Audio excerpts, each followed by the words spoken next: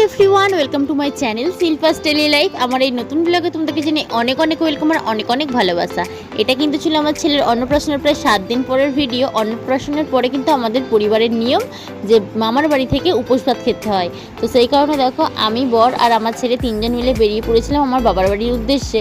এখন কিন্তু দাঁড়িয়ে রয়েছে, তখন কিন্তু ছিল প্রচণ্ড গরম। তো এসে দেখো রেস্ট তো করে নিয়েছি, আর এইদিকে বোন দোকান থেকে এনে দিয়েছিল আইসক্রিম, সেটাই তো খেয়ে নিচ্ছি। আইসক্রিম তো খেতে আমি বেশ পছন্দই করি, যেহেতু বাপির দোকানে আইসক্রিম থাকে তো সেই কারণে গেলেই খাওয়া হয়।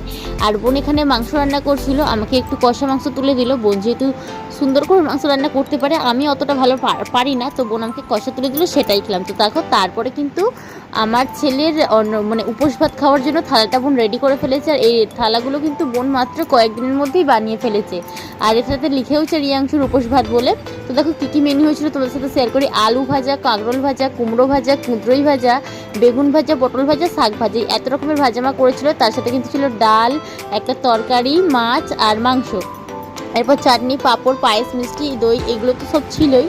আর এইদিকে দেখো আমার বোনের ইচ্ছে ছিল যে ভাই যেমন অন্নপ্রাশনের দিনে পায়েস খাইয়েছে, তেমন ও মাসি ভাত খাওয়াবে, মানে আমার ছেলেকে প্রথম উপোস ভাতের দিন পায়েসটা খাবে। তো সেই হিসাবে আমার বোনই খাইয়েছে, আমার ভাইও অবশ্য খাইয়েছে, আমার বাপিও কিন্তু খাইয়েছে আমার ছেলেকে।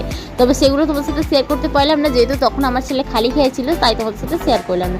এইদিকে দেখো আমার ছেলে লেগ পিসটা কেমনভাবে কামড় দিচ্ছে, তবে লেগ পিসটা কিন্তু একদমই ওর জন্য ঝাল ছাড়া বানানো হয়েছিল। জাস্ট করে একটু করে সেদ্ধ করে নিয়ে হালকা করে তেল দিয়ে ভেজে দেওয়া হয়েছিল। আর মা কিন্তু আমার ছেলেকে নতুন জামা প্যান্ট দিয়েছে, বাট সেটা অনেকটা বড় বলে আমিও সেটা পরাইনি, আর দেখতেও সুন্দর লাগবে বলে আমি কিন্তু এই পাঞ্জাবিটাই আবার সেকেন্ড টাইম ছেলেকে পরিয়েছি। আর উপহার হিসাবে কিন্তু আমার ছেলেকে দিয়েছিল হাতের রূপোর বালা, যেহেতু আমার ছেলে অন্নপ্রাশনে রূপোর বালাটা পায়নি, সমস্ত কিছুই পেয়েছে জিনিসপত্রের মধ্যে, তো ওটা পাইনি বলে মা ওটা ওকে বানিয়ে দিয়েছিল। আর এইদিকে দেখো তারপরে আমরা খাওয়া দাওয়া করতে বসে গেছি, আমি, দিদি, জামাইবাবু আর আমার বর 4 জন মিলে খাচ্ছি।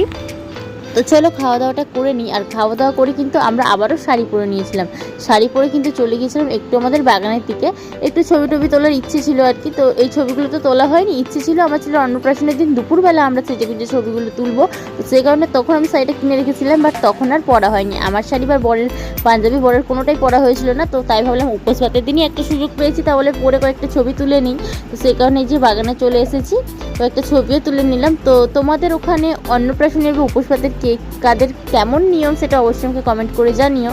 তো চলো ছোট্ট একটি ভিডিও তোমাদের সাথে শেয়ার করলাম, আর ভিডিওটা অনেক দিন পরে তোমাদের সাথে শেয়ার করছি, প্রায় 2 মাস পর। তো কেমন লাগলো অবশ্যই কিন্তু আমায় কমেন্ট করে জানিও। যদি ভালো লেগে থাকে লাইক করো, কমেন্ট করো, আর চ্যানেলটিকে সাবস্ক্রাইব করে আমার পাশে থেকো।